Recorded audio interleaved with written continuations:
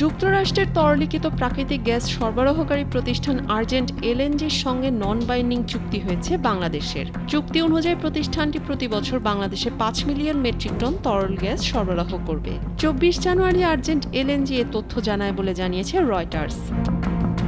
প্রতিবেদনে বলা হয়েছে, ডোনাল্ড ট্রাম্প সোমবার ক্ষমতা গ্রহণের পর থেকে এটি প্রথম বড় মার্কিন এলএনজি সরবরাহ চুক্তি। তাদের মতে এটি নতুন প্রশাসনের জ্বালানি বান্ধব নীতির প্রতি শিল্পের আস্থা প্রতিফলিত করে।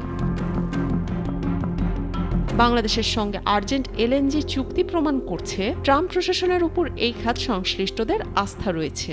আর্জেন্ট এলএনজি লুজিয়ানাতে 25 million metric ton per annum অবকাঠামো তৈরি করছে, যা তাদের সরবরাহ ব্যবস্থাকে অনেক শক্তিশালী করবে। যেসব দেশের সঙ্গে যুক্তরাষ্ট্রের মুক্ত বাণিজ্য চুক্তি নেই, সেসব দেশে গ্যাস পাঠানোর ক্ষেত্রে মার্কিন জ্বালানি বিভাগ লাইসেন্স প্রদান স্থগিত করে রেখেছিল। তবে গত সোমবার ক্ষমতা গ্রহণের পর নির্বাহী আদেশের মাধ্যমে এটি রহিত করে ট্রাম্প, কারণ তিনি বিশ্বব্যাপী যুক্তরাষ্ট্রের গ্যাস সরবরাহ বাড়াতে চান।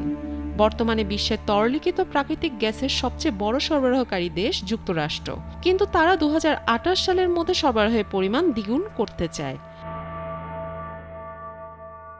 লুজিয়ানার পোর্ট ফরচুনে আর্জেন্ট এলএনজির অবকাঠামো তৈরি সম্পন্ন হলে তারা বাংলাদেশে পেট্রোবাংলার কাছে গ্যাসের কার্গো বিক্রি করা শুরু করতে পারবে।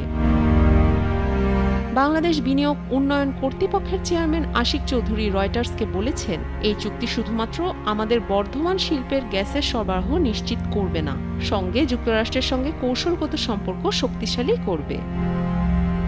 বাংলাদেশ দীর্ঘদিন ধরেই জ্বালানি চাহিদার দীর্ঘমেয়াদী সমাধান খুঁজছে। এক্ষেত্রে তরলীকৃত গ্যাসের দিকে ঝুঁকছে সরকার। তবে 2022 সালে ইউক্রেনে রাশিয়ার হামলার পর বিশ্বব্যাপী যখন গ্যাসের দাম বেড়ে যায়, তখন কম দামি কয়লার দিকে আবারও ঝোঁকা শুরু করে ঢাকা।